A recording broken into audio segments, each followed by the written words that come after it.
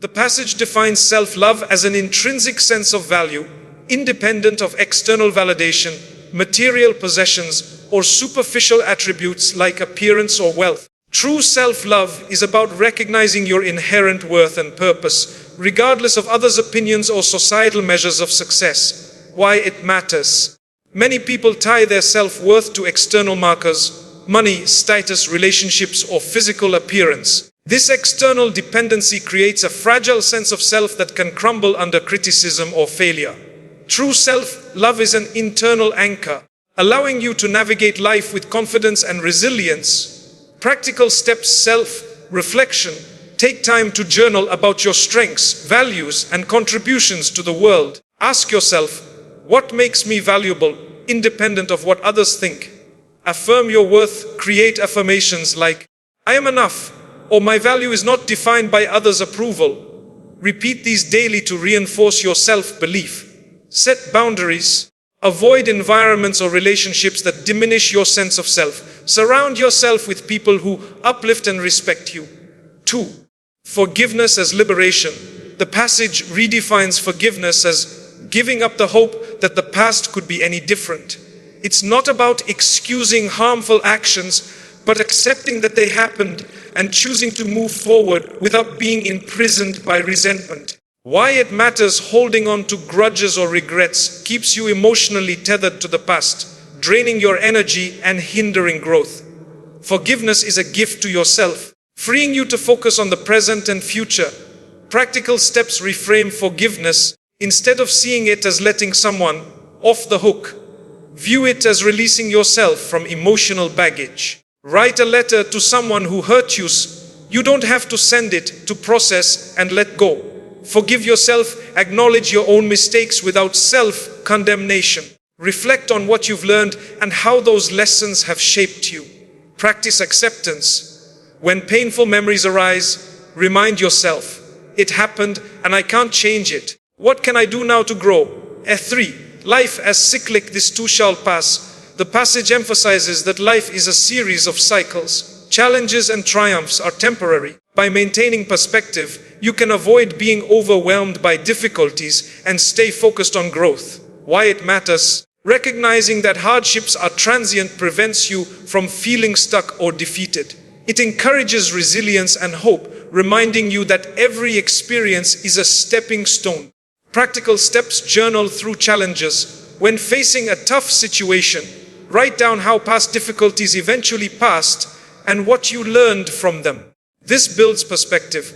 Mindfulness practices: engage in meditation or breathing exercises to stay grounded in the present, reducing anxiety about the future or regret about the past. Celebrate progress. Acknowledge small victories to remind yourself that you're moving forward, even during tough times. 4. Breaking from the past for a better future. The passage urges you to let go of old patterns, relationships, or environments that no longer serve your growth. It requires courage to honor the past as it was, forgive, and focus on becoming the person you want to be. Why it matters. Clinging to familiarity, even if it's toxic, can keep you stuck. Embracing change allows you to align your life with your values and aspirations. Practical steps: define your vision. Write a detailed description of the person you want to become, your values, habits, and goals. Refer to this vision regularly to stay focused. Identify obstacles. List habits, relationships, or mindsets that hold you back. Create a plan to address them, whether it's setting boundaries, seeking therapy, or building new habits. Take small steps. Change doesn't happen overnight. Commit to one small action each day that aligns with your vision, like reading a self-development book or practicing gratitude. 5.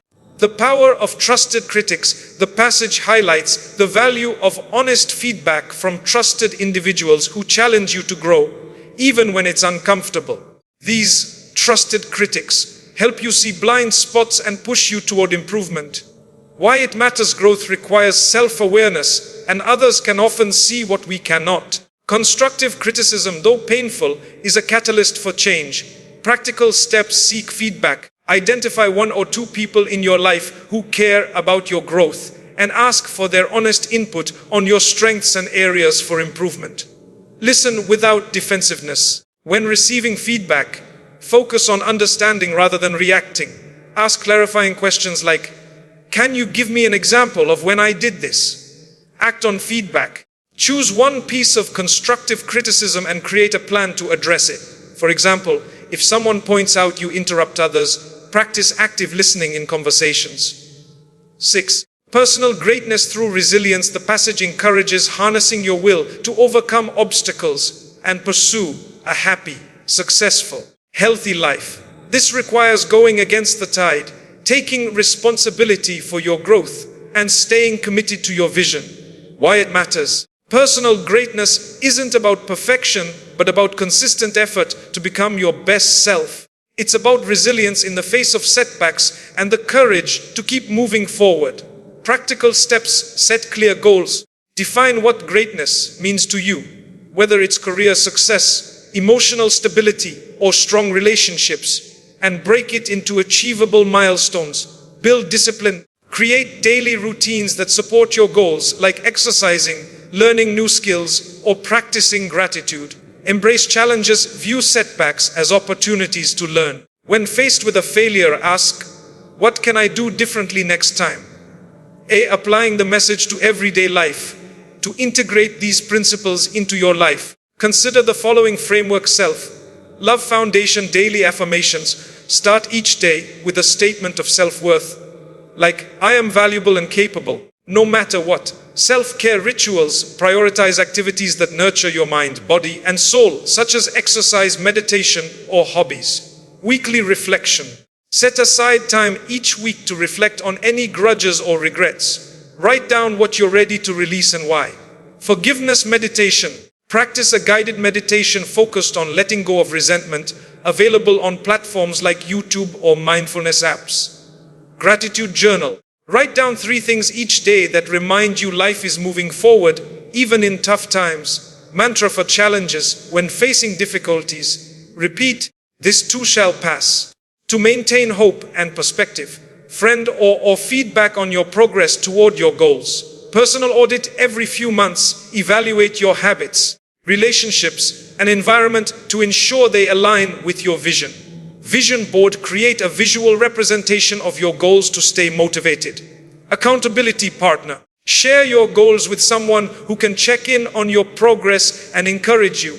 The passage also clarifies misunderstandings about self-love and forgiving. Self-love is about inner confidence, not boasting or comparing yourself to others. Forgiveness, approval. Forgiving someone doesn't mean you condone their actions. It means you're choosing to free yourself from their hold on you. Growth, perfection. You don't need to be flawless to pursue greatness. It's about progress, not an unattainable ideal.